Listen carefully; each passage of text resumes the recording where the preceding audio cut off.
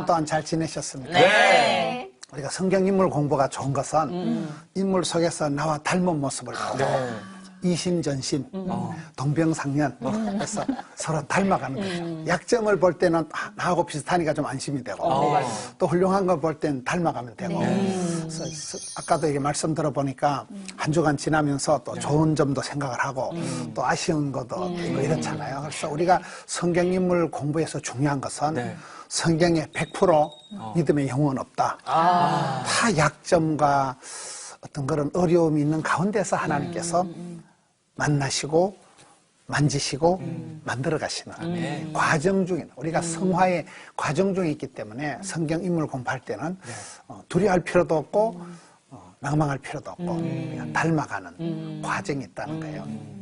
오늘은 엘리야에 대해서 살펴볼 거예요. 엘리야에 대해서 딱 첫인상이 뭐가 있어요? 엘리야, 제가 듣기로 우울증 환자 뭐 이런 우울증 얘기 환자. 들었었거든요. 엘리야는 좀 정신적으로 우울했던 사람. 맞아요. 근데 그런 부분이 맞죠. 정신적으로 굉장히 영적인 침체에 빠져서 로뎀 발음이 잘 안 되네. 로뎀나무 밑에서 자살을 하려고 할 만큼 극심한 영적인 침체에 빠진 사람이 엘리야예요. 그러면 혜건 씨는 엘리야 이러면 딱 느끼는 게 뭐가 있어요? 이름이 참 예쁘다. 이름이 맞아요. 얕다. 진짜 얕다. 엘리야 이름이 예쁘다. 엘리야 이름이 중요한 거예요. 엘리야 이러면 우리가 구약의 대표적인 선지자가 엘리야거든요. 저는 이제 엘리야를 생각할 때 그 약점이 강점이 된 사람, 스트레스가 이 콤플렉스가 스타렉스가 된 사람. 스타렉스라는 말은 스타라는 말은 별이라는 말이고 렉스라는 말은 라틴어인데 별 중에 별이다. 별 중에 말이에요. 그래서 엘리야라는 사람은 그 열등감의 덩어리다. 굉장한 열등감을 가지고 있던 사람이 나중에 가서 구약을 대표할 수 있는 그런 선지자로 쓰임받은 사람이기 때문에 오늘 엘리야에 대해서 살펴볼 거예요.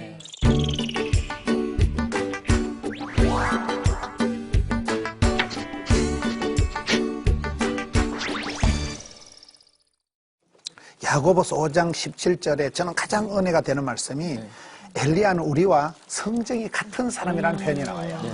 엘리야는 우리가 가지고 있는 그런 약간 우울함, 우리가 가지고 있는 그 내숭 떨고 약해하는 그런 그 엘리야의 약점이 야고보서 5장 17절. 우리 제이미가 한번 읽어보세요. 야고보서 5장 17절이고요. 한 절만 읽어보세요. 네. 엘리야는 우리와 성정이 같은 사람이로되 그가 비가 오지 않기를 간절히 기도한즉 3년 6개월 동안 땅에 비가 오지 아니하고 거기까지. 네. 엘리야는 우리와 성정이 같은 사람이다. 이 말이 은혜가 되는 것이 엘리야는 태어날 때부터 슈퍼맨이거나 아주 그런 종자가 DNA가 초월적인 사람이 아니고 우리하고 비슷한 약점을 가지고 있고 우리와 같이 게을러 터지고 겁이 많고 아주 우유부단하고 우리와 성정이 같다는 거예요. 저는 이런 말씀이 너무 은혜가 되는 거예요. 성경에 하나님 들어 쓰신 사람들이 무슨 특별한 그런 슈퍼맨이 아니라 너무나 평범한 너무나 우리와 비슷한 모든 부분이 약하고 게으르고 느려 터지고 우유부단하고 우물쭈물하고 그런 엘리야는 우리와 같다는 거예요. 성정이, 멘탈이, 감성이, 정서적인 게 비슷한데 이것을 변화시킨 유일한 방법이 17절 중간에 있어요. 뭐를 어떻게 했어요? 간절히 뭘 했어요? 간절히 기도가 중요해요. 간절히가 뭐냐? 어떤 사람은 간이 쩌리도록 기도하는 게 간절이다. 아주 그 갈급한, 간절히, 간청, 그 어떤 절박한. 저는 요즘 이렇게 생각할 때 목마른 사슴이 시냇물을 찾듯이 그런 우리가 어떤 사역을 잘하는 사람은 절박함이 있는 거예요. 치열함이 있는 거예요. 아주 목숨을 거는 거예요. 간절함, 간절히 기도를 했다는 거예요. 그래서 우리가 야고보서를 자세히 보면 재밌는 것이 야고보서이라면 행함을 강조하는 성경 같잖아요. 그렇지 않아요. 야고보서를 기록한 야고보 사도의 별명이 낙타무릎이에요. 이분 자체가 예수님의 친동생인데도 얼마나 기도를 많이 했으면 이 무릎팍이 날강날강 하도록 짐승같이 낙타무릎으로 기도한 사람이 바로 야고보예요. 예수님의 동생 야고보 사도가 기록한 것이고 행함이 없는 믿음은 죽은 믿음이라고 강조하는 것 같지만은 쭉 보면 야고보서 1장 5절에도 너희 중에 지혜가 부족하냐? 하나님께 구하면 하나님이 주신다. 그리고 여기도 보면 5장 13절 보세요. 13 너희 중에 고난당하는 있냐? 그는 뭐 해야 돼요? 기도할 것이요. 기도할 것이요. 14절에 너희 중에 병든 자가 있느냐? 제일 끝에 그를 위하여 뭐 해야 돼요? 기도할지니라. 15절에 믿음의 기도는 어떻게 해요? 병든 자를 병든 자를 구원하리니. 16절 끝에 의인의 강구는 역사하는 힘이 크다. 그러면서 17절에 가서 샘플링으로 얘기하는 사람이 엘리야예요. 엘리야는 기도 체질이 아니고 기도가 습관적으로 잘 되는 사람이 아니고 기도하고는 거리 가면 띠리하고 게을러 터져서 새벽에 못 일어나고 누구한테 한마디 들으면 우울증 재발해가지고 막 죽으려고 하고 그런 굉장히 그 성정이 약하고 느려 터진 그 우울증 환자 같은 그런 엘리야가 뭘 했다고요? 어떻게 기도했다고요? 간절히 기도한 적 하나님이 하늘 문을 열었다 닫았다 한 사람이 엘리야. 그래서 저는 엘리야를 볼 때 가장 감사한 것이 나와 닮았다는 거예요. 그 닮은 것은 좋은 것이 닮은 게 아니고 약점, 콤플렉스, 스트레스, 트라우마 그런 안 좋은 부분들이 우리와 비슷한데 이 사람은 한계를 뛰어넘어서 구약성서 가장 쓰임받았다는 거예요. 그 다음에 우리 제이미가 볼 때 엘리야의 약점은 어떤 게 있을까요? 아까 잠깐 얘기했었는데 겁이 많은 사람이었던 것 같아요. 겁이 많은 사람. 네. 맞지요. 엘리야에 대한 것은 17장 열왕기상에 보면 잘 나와요. 열왕기상 17장에 보면 엘리야가 얼마나 겁이 많은가 하면 19장에 가서 보면 19장 1절에 아합 왕이 엘리야가 행한 모든 일과 그가 어떻게 모든 선지자를 칼로 죽였는지를 이세벨에게 말하니까 이세벨이 아합 왕의 부인이잖아요. 성경 역사상 가장 그 악독한 여자가 이 이세벨이에요. 이세벨이 2절에 보면 사신을 엘리야에게 보내서 내가 내일 이맘때는 반드시 네 생명을 어떻게 해요? 저 사람들처럼 죽여버리겠다. 그러니까 3절에 그가 이 형편을 보고 일어나서 4절에 자기 자신은 광야로 들어가 하룻길쯤 가서 한 로뎀나무 아래 앉아서 뭐를 원했어요? 죽기를 원했대요. 하나님 차라리 저를 죽여주세요. 죽기를 원할 만큼 그 여자의 이세벨은 여자의 문자 하나 받고 그냥 까무러져. 여자의 말 한마디 듣고 그냥 혼절 상태 우울증이 재발해가지고 공황장애가 그 정서 불안이 나타나가지고 여긴 침체에 빠져버린 거예요. 그래서 그 성경을 우리가 자세히 보면 두려워 말라, 놀라지 말라, 낙심치 말라 이런 말씀이 계속 나오는 거예요. 두려워 말라는 말이 몇 번 나온다 그래요? 365일. 어떻게 알았어요? 제가 이게 어디 주워 드린 거죠. 우리가 성경 공부를 하면 재밌는 것이 성경 공부를 할 때는 띵하게 들어도 어느 날 내가 위기 때에 삶의 현장에서 그 말씀이 생각나는 거예요. 옛날에 들었던 설교가 생각나는 거예요. 성령님이 하시는 역할이 생각나게 하시고 성령님이 생각나게 하시면 여러분 막 큰 내가 암병에 걸리거나 큰 문제가 생겼을 때도 하나님 말씀을 주시면 말씀을 딱 붙잡으면 살아납니다. 말씀이 이 살아 운동력이에요. 말씀이 역사를 하는데 그 말씀이 생각나는 역사. 그래서 우리가 성경 공부를 할 때 다 못 깨달아도 괜찮아요. 그냥 듣기만 듣고 이 자리에 앉아만 있어도 여러분들이 지금 이 우리 CT에서 화면을 보고 앉아만 있어도 이 시간에 여러분 뭐 어디 술을 품마시거나 노래방에 가서 뭐 이런 시간이 아니기 때문에 온 마음 다해서 우리가 하나님께 이 말씀 가운데 있는 시간이기 때문에 찬송이 하늘에 사무치고 기도가 주께 상달이 되고 그런 순간에 우리가 우리 몸에 역사가 있어요. 역사가 있어요. 그래서 말씀을 배울 때 어떨 때는 은혜가 안 돼도 지나가면 결정적인 순간에 그 말씀이 생각나는 거예요. 그때 그 말씀 때문에 한 고비를 휘떡 넘어가고 문제를 해결하는 거예요. 그래서 여기에도 지금 엘리야가 영적인 침체에 빠졌을 때 저는 이런 말씀을 보고 역시 엘리야는 우리와 성경이 같다. 엘리야가 어떻게 여자 말 한마디에 그렇게 쉽게 무너지냐. 그래서 엘리야는 굉장히 정서상으로 이 사람이 슈퍼맨이 아니고 그 열등감 덩어리예요. 엘리야는 아주 태생적인 원천적인 이 사람의 약점이 뭐냐. 17장 1절에 보면 길라세 우고하는 자 중에 디셉 사람 엘리야 이렇게 나오잖아요. 요게 엘리야가 나타날 때 전혀 스펙이 없는 전혀 어떤 경력 사항이 없는 우리가 성경을 볼 때 아버지 이름이 나오고 아들 이름이 나오면 집안이 괜찮은 집안이에요. 성경 예를 들면 요수아 1장에 보면 눈의 아들 누굴까요? 요수아. 그 다음에 에스겔 1장에 보면 부시의 아들 조지 더블의 부시가 아니고 부시의 아들 에스겔이 나와요. 그 성경에 보면 아버지 이름이 나올 때는 함자가 나올 때는 집안이 족보가 있는 집안이고 이게 디셉 사람 이 말은 그냥 동네. 부모님이 누군지 이름도 없고 국민학교도 못 나오고 그냥 학벌이 문중이 족보가 전혀 없는 그냥 시골 사람 촌떡이 이 우거한다는 이 말은 집도 없이 떠돌아다니는 나그네를 말하는 거예요. 그러니까 이 사람은 전혀 태생적인 자랑거리가 스펙이 없는 사람이에요. 그럼 갑자기 그냥 딱 나타나는데 학벌이 없이 국민학교도 안 나오고 농사꾼이에요. 아버지가 이름이 누군지 이름도 없는 사람. 그런 초야에서 그냥 갑자기 나타난 우거하는 자 디셉 사람 엘리야다. 이 말은 엘리야는 스펙이 없다. 저는 이렇게 성경의 인물들을 공부하면서 우리가 지난주에 아브라함도 그랬지만은 하나님은 조직이나 시스템이나 프로그램보다도 한 사람을 들었어요. 한 사람을 하나님이 감동하시면 한 사람을 부르시면 그 사람이가 족보를 만들고 그 사람이 문화를 만들고 여러분 제이미 스톤저가 아주 음악계에 CCM계에 두각을 나타내면 문화생이 생기고 밑에 시다바리가 생기고 밑에 이제 제자들이 쫙 만들어요. 학파가 형성돼요. 그렇잖아요. 그게 하나의 계보를 형성하고 문화적인 그런 거봉이 되는 거예요. 우리가 뭐 서태지라면 문화계의 뭐 대통령 뭐 이런 얘기 하잖아요. 한 아이가 나타나면서 그 아이의 어떤 그 문화적인 활동이 획을 긋듯이 성경도 그렇다고 봅니다. 우리는 자꾸 조직을 시스템을 스펙을 준비를 하려고 하는데 하나님은 한 사람을 부르시는데 여기 보면 디셉 사람 엘리야. 이 태생적인 게 그 말입니다. 엘리야는 태생적인 약점이 있었던 사람이다.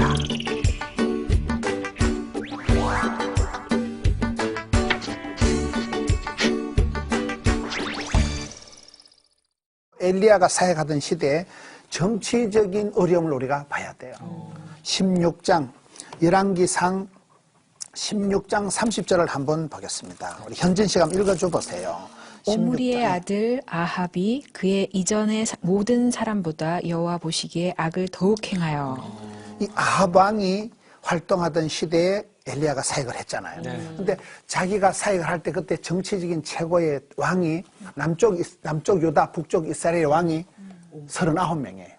40명 가까운 왕이 있었는데 그 중에 제일로 악독한 왕이 누구라고요? 아합 왕. 그 이전에도 그런 왕이 없었고 그 이후에도 가장 성경이 악독한 왕이 사역하던 시대에 그때는 하나님의 선지자들을 잡아 죽이던 시대예요. 이게 19장에 가서 보면 19장 열왕기상 10절에 그가 대답하되 내가 만군의 하나님 여호와께 열심히 유배하노니 이는 이스라엘 자손이 주의 언약을 주의 전을 헐며 칼로 주의 선지자들을 어떻게 했어요? 죽여버린 거예요. 칼로 하나님의 선지자들을 죽이던 그런 가장 악독한 왕이 다스리던 정치적인 사회적인 환경이 최악의 상황에서 엘리야가 사역을 했지. 엘리야가 막 후원금 받고 박수갈채 받고 어디 가서 환영 받는 사역이 아니라는 거예요. 그래서 우리가 항상 생각할 때 하나님이 한 시대에 쓰신 사람들은 최악에서 최상으로 다니엘이다, 요셉이다 이런 사람 거의 어디에 있었어요? 최악의 상황, 감옥에, 포로 수용소에. 다니엘은 포로였거든요. 나라가 망하고 예루살렘 성전이 불타고 그럼 포로 수용소에 있어야 될 사람이 에스더다 이런 사람 다 포로 시대 사람들이에요. 다니엘, 에스더. 근데 하나님은 최악의 상황에서 그런 최악의 상황에서 에스더가 부모도 없이 고아로 자랐는데 어찌 그렇게 완전 예뻤을까요? 하나님의 사람들은 다 그런 거예요. 그래서 이게 정치적으로 결코 명랑하지 않은. 그래서 우리가 살아갈 때 항상 성도들은 환경에 대해서, 배경에 대해서, 분위기에 대해서 원망을, 변명을, 핑계를 하지 말자. 그렇지 않고 변명일 따름인 거예요. 하나님은 최악에서 최상으로, 문제 구덩이에서 돋보이는 사람을 들어 쓰시는데 저는 성경을 볼 때 이 엘리야가 가지고 있었던 어떤 그 스타일 중에 좋은 게 땜방을 잘하는 사람이에요. 땜방을 잘하는 사람, 수리를 잘하는 사람. 우리 하나님은 이 야곱을 얘기할 때도 보면 재활용의 하나님 이런 말 들어보셨어요?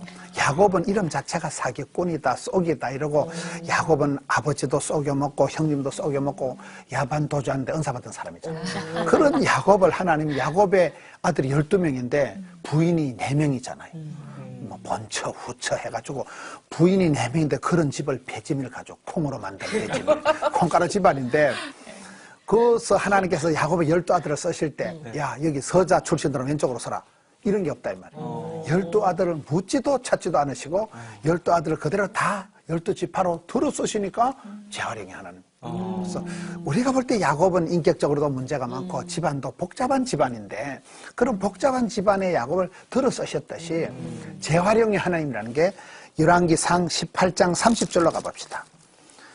열왕기상 18장 30절을 우리 제이미 스톤저가 읽어주세요. 네. 엘리야가 모든 백성을 향하여 이르되 내게로 가까이 오라. 백성이 다 그에게 가까이 가매 그가 무너진 여호와의 제단을 수축하되. 아멘. 여기에 여호와의 무너진 제단을 수축했다. 저는 이 시대에 우리 성도들이 해야 될 자세가 교회를 비판만 하고 뭐 이래서 되겠습니까? 이게 아니라고 봅니다. 비판은 아무나 하는 거예요. 선무당 사람 잡는다고 비판하는 사람은 그 똑똑이라 하는 거예요. 우리가 비판을 하기 전에 대안을 제시하고 무너진 재단을 비판하기 전에 우리가 재단을 고쳐서 수축해서 땜방을 해서 세워서 항상 세워주는 사람, 남들을 세워주는 사람, 무너진 데서 빵불을 떼어주는 사람. 이게 엘리야가 가장 저는 쓰임받은 하나의 긍정적인 스타일이다. 무너진 재단을 수축한 사람이다.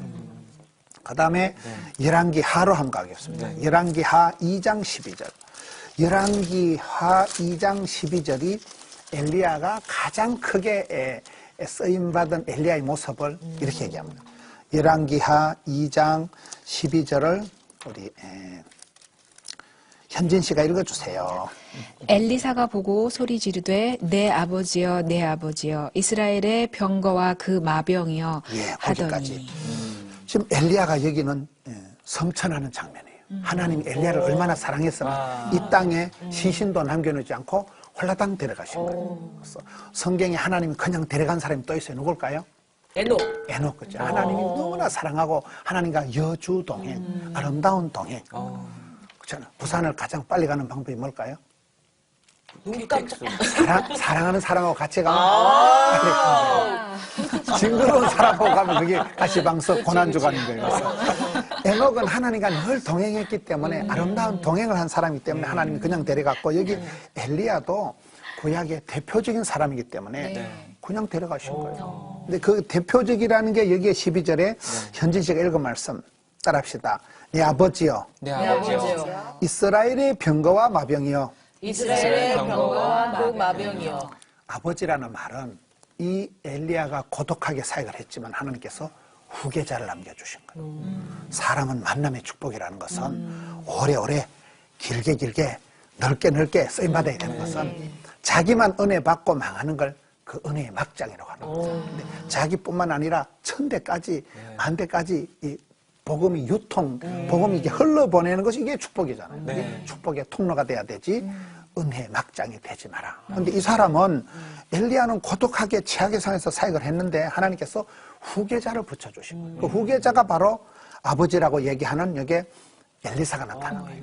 엘리사가 나타나서 내 아버지다, 내 선생님이다, 내 사부님이다 하잖아요. 그래서 하나님이 그 시대마다 사람을 쓰실 때 다윗에게는 솔로몬이라는 아들, 모세에는 후계자가 누가요?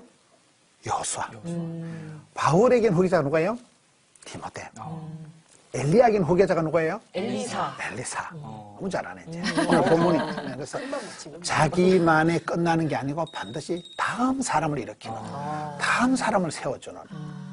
대통령도 되면요, 다음 대통령에 대해서 제일 관심을 가진다더라고요. 정권을 창출을 해야 되죠. 이게 정권이 끊어지면 모든 게 끝난다는 거예요. 대통령이 뭐 임명하는 사람이 15,000명인가 이렇다 하더라고요. 이 정권의 힘이라는 게 무서운 거잖아요. 그래서 여기에 엘리야가 사역을 성공적으로 했다는 것은 내 아들이다, 그가 아버지라고 얘기할 수 있는 엘리사는 후계자가 생긴 것이고, 이 후계자가 얘기하기를 이스라엘의 병거와 마병이요, 이 말은 엘리야 한 사람이 죽었는데 이스라엘의 전체 국방 능력이 통째로 날아갔다 이거예요. 엘리야가 있으면 전쟁 억지 능력이 나요. 엘리야가 떡 버티고 있으면 미친 존재감.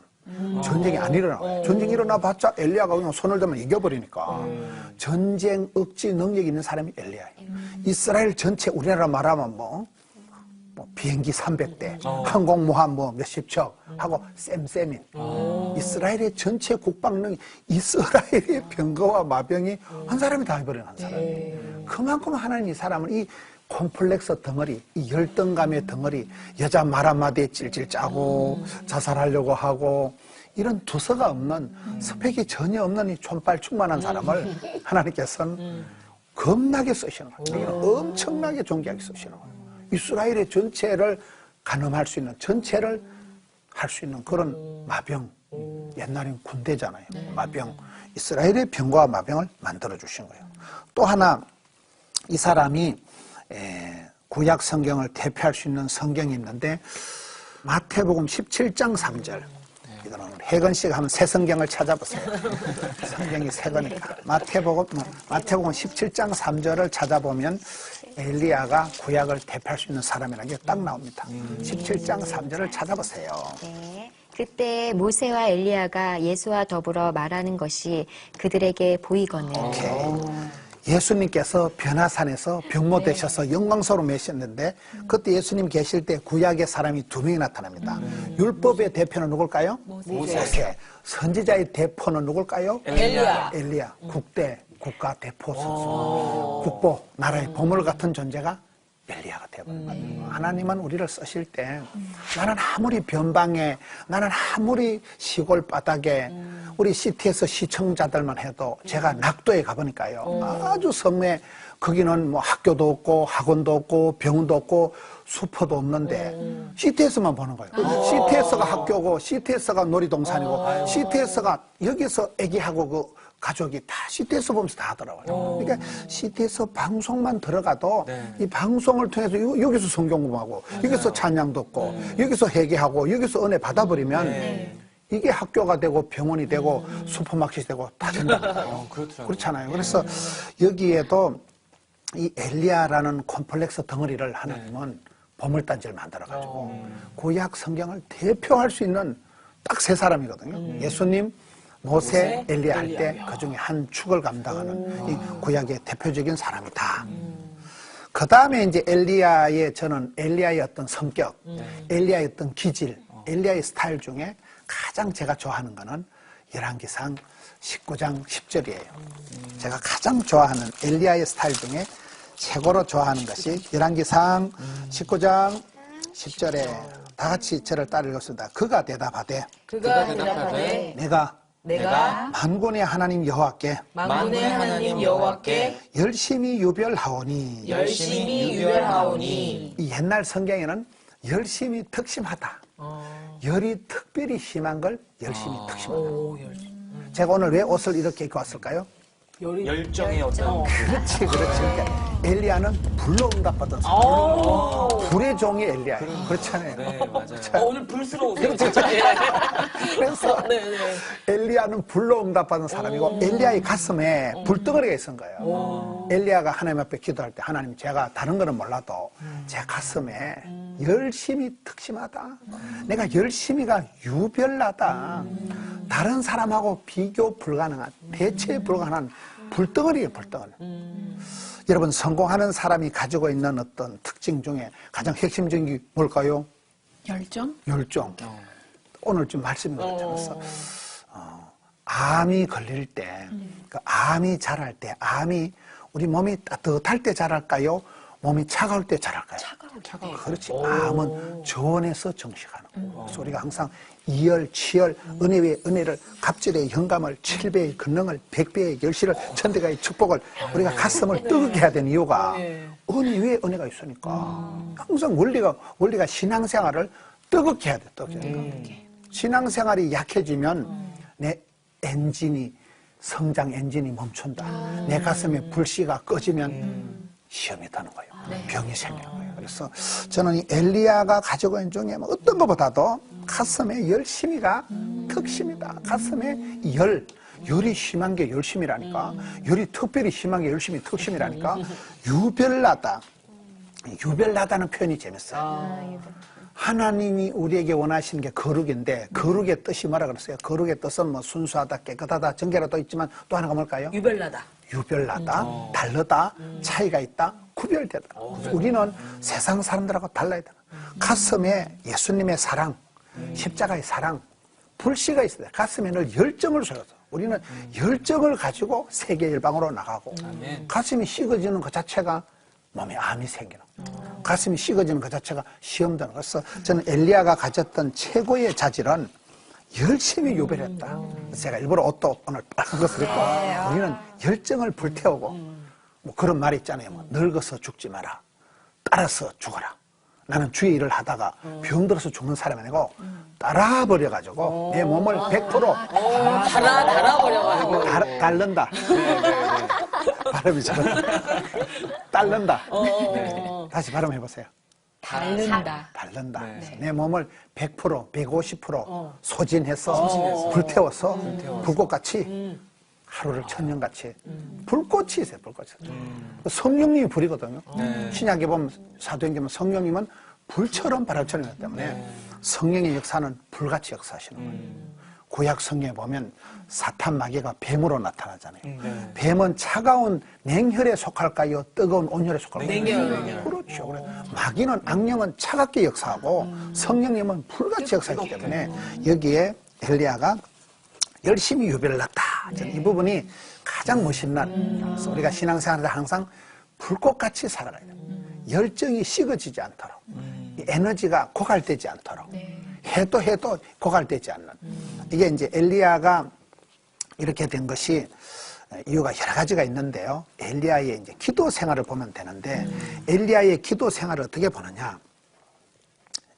엘리야의 기도 생활은 열왕기하 2장 9절에서 14절.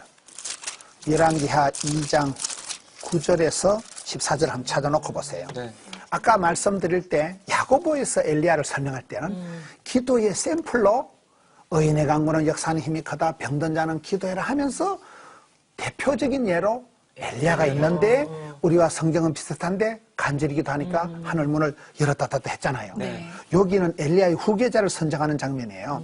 2장 1절에 보면 여호와께서 해오리 바람으로 엘리야를 하늘로 올리고자 하실 때에 엘리야가 엘리사와 더불어 길갈에서 나가더니 이제 하나님께서 엘리야를 데려가는 장면이에요. 엘리야가 죽는 장면이에요. 9절에 요단강을 건너갑니다. 요단강을 건너가며 엘리야가 엘리사에게 이르되 나를 위해서 데려감을 당하기 전에 내가 네게 어떻게 할지를 구하라. 최후의 기도를 부탁합니다. 마지막 기도, 유언과 같이 나 이제 간다. 나는 죽는다. 사랑하는 제자, 내 아들, 믿음의 아들 엘리사야. 네가 마지막으로 한번 기도해봐라. 마지막 기도가 중요하잖아요. 삼손도 마지막 기도가 이번만 강하게 하옵소서. 하나님 그 기도를 응답하시거든요. 한 판에 다 원수를 갖고 해결을 하듯이 마지막 기도가 중요한 거예요. 최후의 기도가 뭐예요? 네가 어떻게 할지를 구하라 하니까 엘리사가 이러되 뭐라고 했습니까? 당신의 성령이 하시는 역사가 갑절이나 내게 있게 하소서. 이게 이제 옛날 성경에는 갑절의 영감을 주옵소서. 그러니까 그 다음에 재밌는 표현이 10절이에요.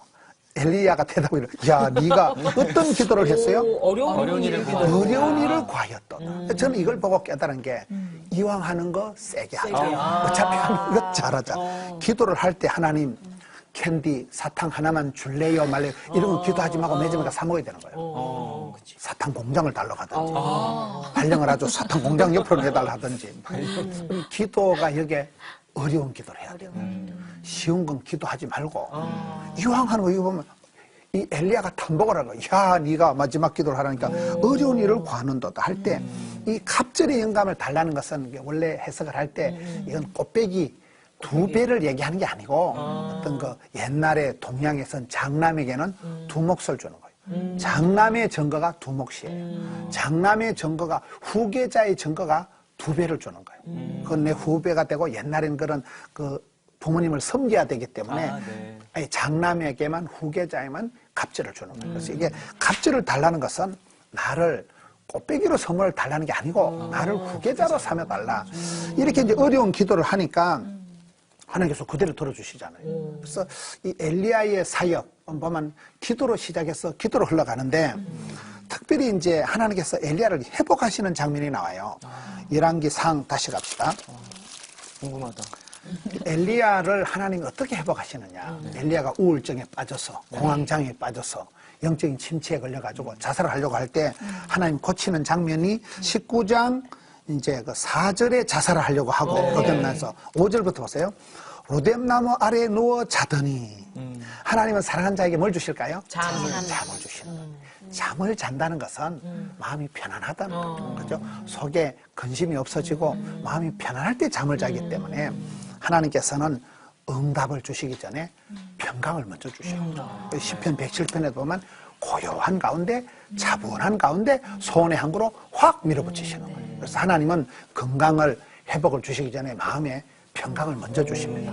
내가 마음이 막 불안하고 들락날락 칠락팔락 울컥벌컥하면 이게 안 되는 거예요. 근데 마음이 하나님 주신 거 샬롬 평강이 주어질 때는 건강도 회복되고 문제도 해결이 된다고 봐야 돼요. 그래서 하나님께서 로뎀나 안에 일단 잠을 자게 하는 거예요.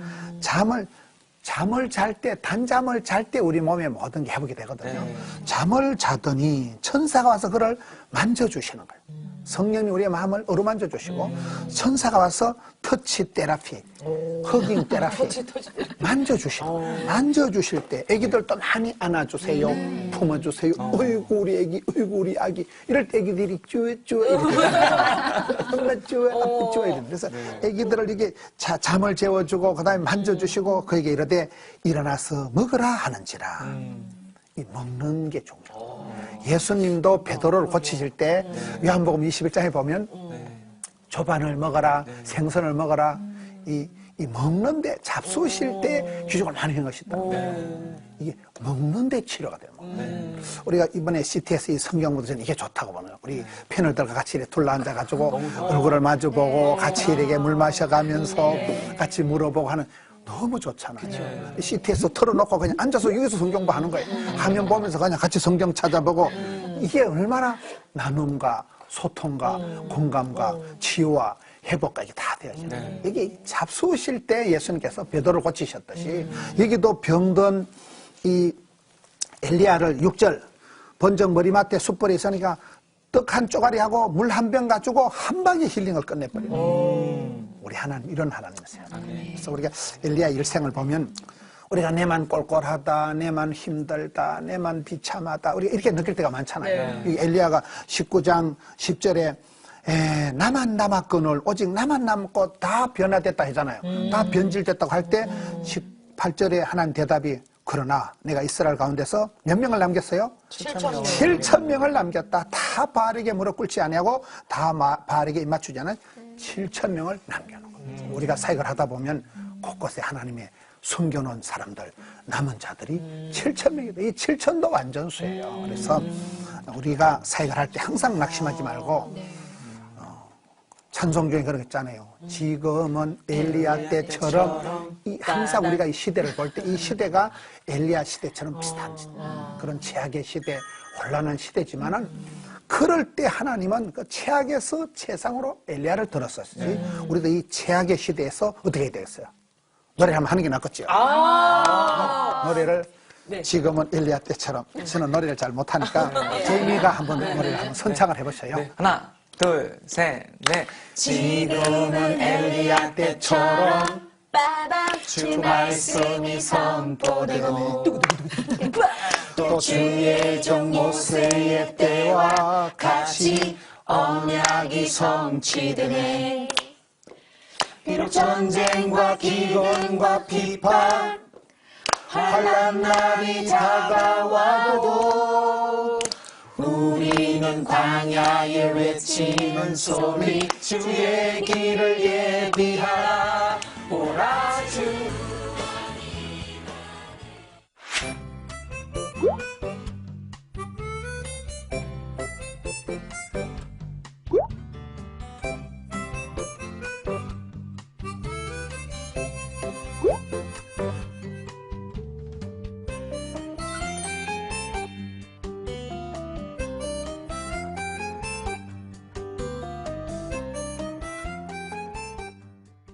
다음 시간에는 관계의 달인 바나바에 대해서 살펴보려고 합니다. 바나바가 어떤 인물일까요? 다음 시간을 기대해 주십시오. CT에서 두란노 성경교실 김문우 목사의 성경인물 이야기 오늘은 여기까지입니다. 다음 시간에 다시 뵙겠습니다. 기도드리겠습니다. 하나님 아버지 감사드려요. 반복되는 시대 속에서 엘리야의 때와 같이 가슴에 성령의 불씨를 간직하고 이 시대에 멋지게 쓰임받기를 원합니다.